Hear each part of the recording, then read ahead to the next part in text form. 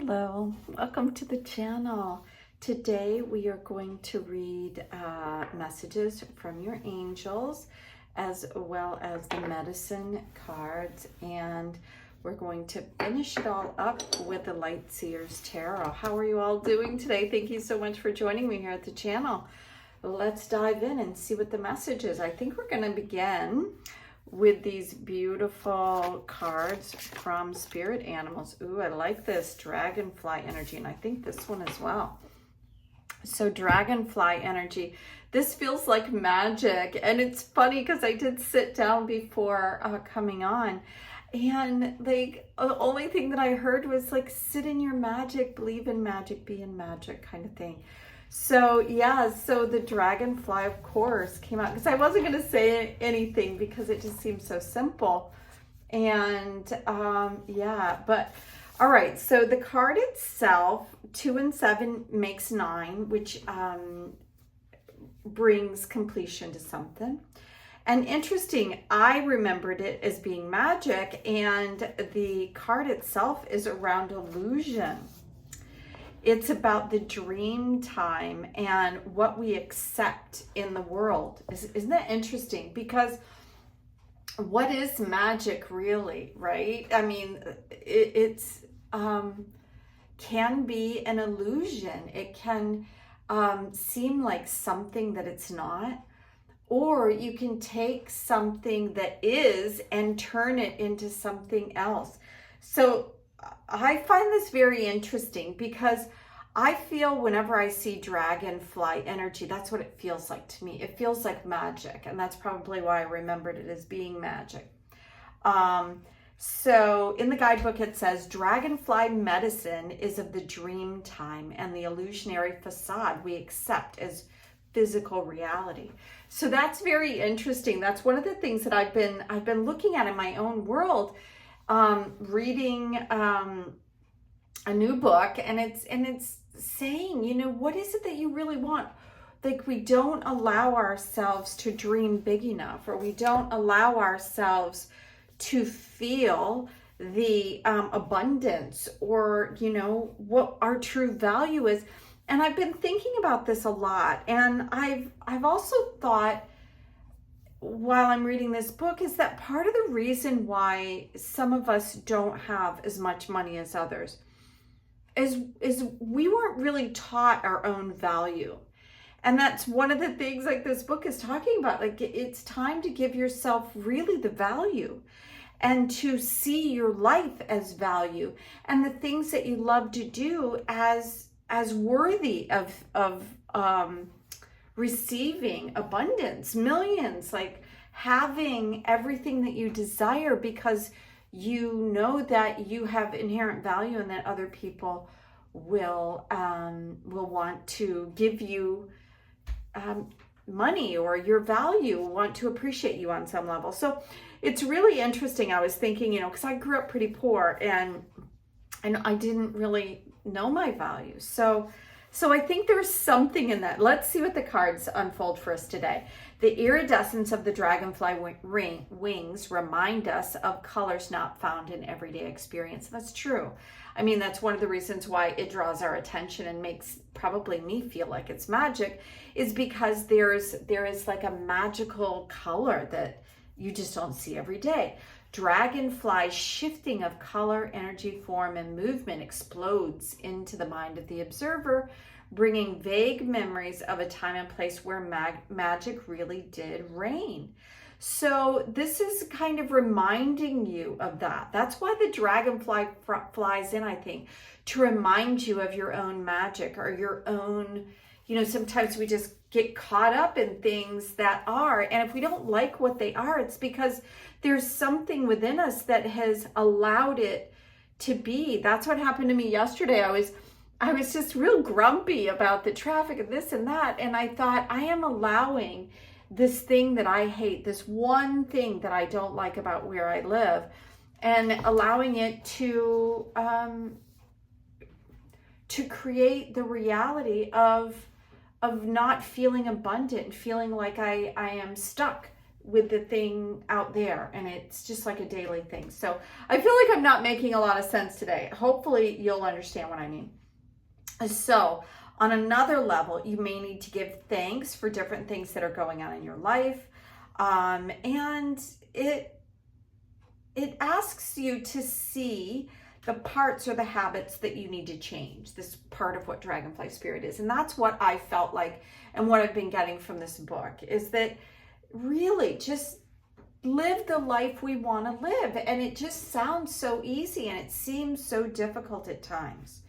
So yeah, so if there are changes that you really want to make, Dragonfly energy is flying in to help us with that change, to see the magic in everything, in every moment, and to see how you can apply that magic to create the world that you want. Okay, so the other energy that we're getting here is Spider Spirit. Okay, I love Spider.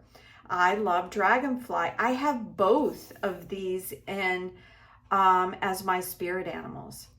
And Spider is all about creation. And 4, so if you look at it this way, 2 is around bringing something together, and 7 is choices. Through the Dragonfly energy, it's asking you to bring together your magic and create new options for yourself with this beautiful energy. The Spider is about 4, which is stability, and 3 about bringing in a new element. So when you create, when you have something in your life that you really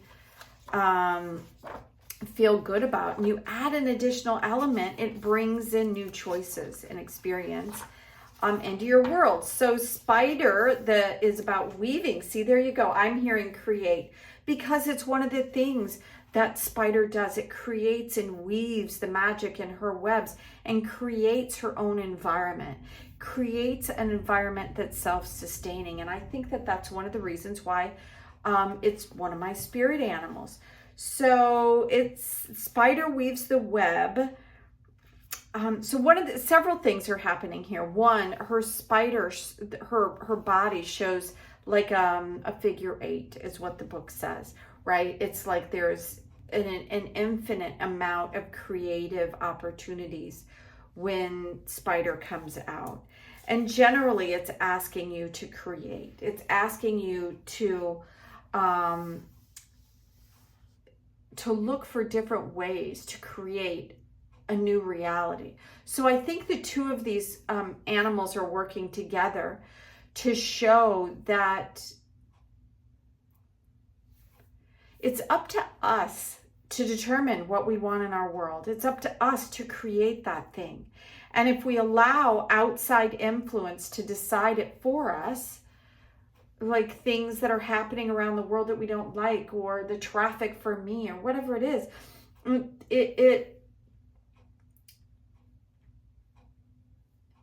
if we allow these things to be dictated by others, then it leaves us feeling powerless. And that's not a nice place to be.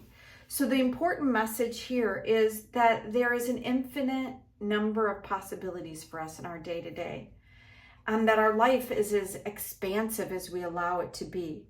So it's asking us to create and to see through the crap that's going on, because if there's something in the world that we really don't like, it's mirroring something within us. And that's the thing I think that's the hardest, right?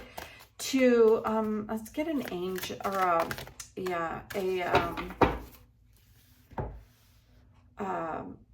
an angel. So Caressa, I like this card because it feels like we're getting a little bit of a hug. And what it says is, you are at the end of a cycle in your life. Call upon the angels to comfort you, guide you into the next step, because happiness awaits you now. Yeah. So I think that ending is literally like 2 and 7 is 9.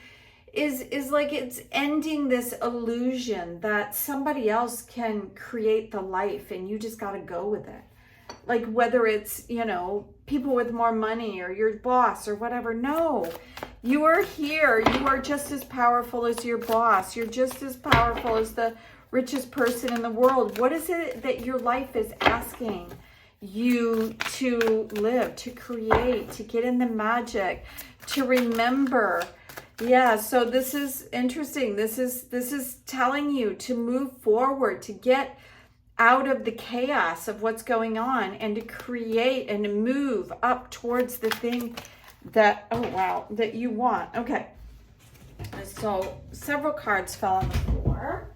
Once I started opening up, then several things are happening. One, over here we have the Seven of Cups, and here we have the Nine of Cups. So both of these are about our intuitive heart-based energy. It's wanting us to jump in and receive the abundance of what's here. We have the Seven of Cups over here. This is, oh, it looks like what we had yesterday. So, excuse me, the Seven of Cups with the Seven of Pentacles. So all around choices. What is your heart wanting you to create? What are you wanting to move in the direction of? This is around options, choices. This is around deciding through your intuitive awareness, what you want to do, what you want to create. Sometimes sevens are around having too many choices, but I think what this is telling us is that we have an option right now to move in the direction that we want. We have Judgment again, the liberation, a cycle ending. This King is about understanding, stepping into your own power here. Oh, sorry, this isn't the King. This is the Four, the Emperor.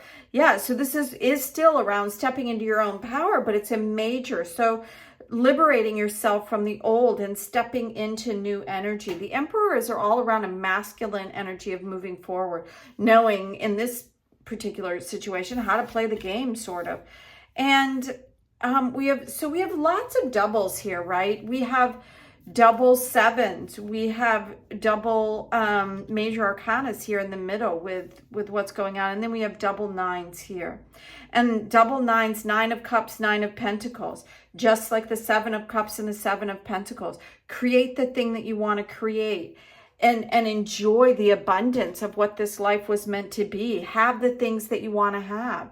Move forward with heart-based. Have the tangible things that make you happy. And you do it by releasing the old, outdated, weighted things. By standing in your power and accepting that you have the energy that you need to move forward. You know, get rid of the things that you don't enjoy.